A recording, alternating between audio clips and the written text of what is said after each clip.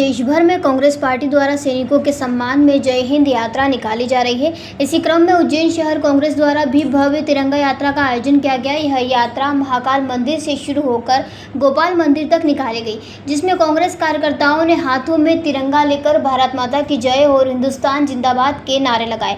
यात्रा में मध्य प्रदेश कांग्रेस कमेटी अध्यक्ष जीतू पटवारी के आह्वान पर प्रदेश प्रभारी संजय दत्त भी शामिल हुए।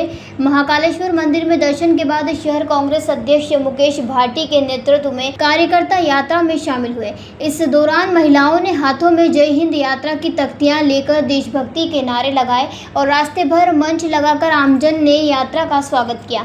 इस मौके पर तराना विधायक महेश परमार ने भाजपा नेताओं पर तीखा हमला बोला। उन्होंने कहा कि भाजपा नेता यदि अपनी भाषा और हरकतों पर नियंत्रण नहीं रखते हैं तो उनका उज्जैन में विरोध किया जाएगा और मुंह काला किया जाएगा।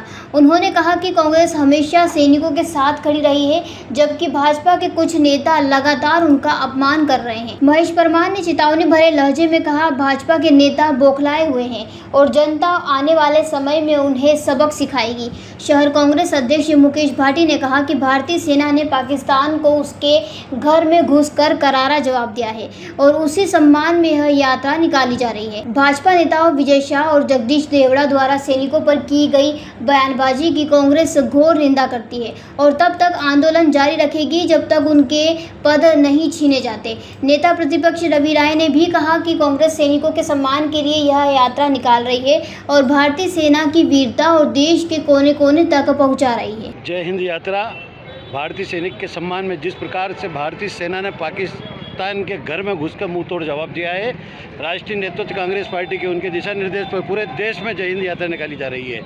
जिस प्रकार से भारतीय जनता पार्टी के लोगों ने सेना का अपमान किया है, हमारी बहन को पाकिस्तानी बताया गया है, ये कायर भारतीय जनता पार्टी और उसकी सरकार उसके दोहरे चरित्र को उजागर करता है। कांग्रेस पार्टी उसकी घोर निंदा करता है और जब तक इन दोनों मंत्रियों के इस्तीफे नहीं होंगे, कांग्रेस पार्टी निरंतर आंदोलन करती रहेगी। जय हिंद, जय कांग्रेस। इस प्रकार हमारे भारत के सैनिकों ने पाकिस्तान का तबला बजाया है, पाकिस्तान को ठीक किया है। उन्हीं सैनिकों के सम्मान में अखिल भारतीय कांग्रेस कमेटी के सर्वमान्य नेता माननीय राहुल जी और जीतू पटवारी जी के निर्देश पर शहर कांग्रेस कमेटी उज्जैन ने आज एक हमारी वंदे मातरम, धन्यवाद यात्रा, जय हिंद यात्रा, तिरंगा यात्रा ये आज हमने शहर की सड़कों से निकाली है। और आज हमारे तमाम कांग्रेस पार्टी के साथियों ने जय जवान जय किसान और जवानों के सम्मान में कांग्रेस पार्टी मैदान में आज कांग्रेस पार्टी संपूर्ण आज राष्ट्र के जितने भी हमारे सेना नायक है उन सबको नमन किया है, सम्मान किया है।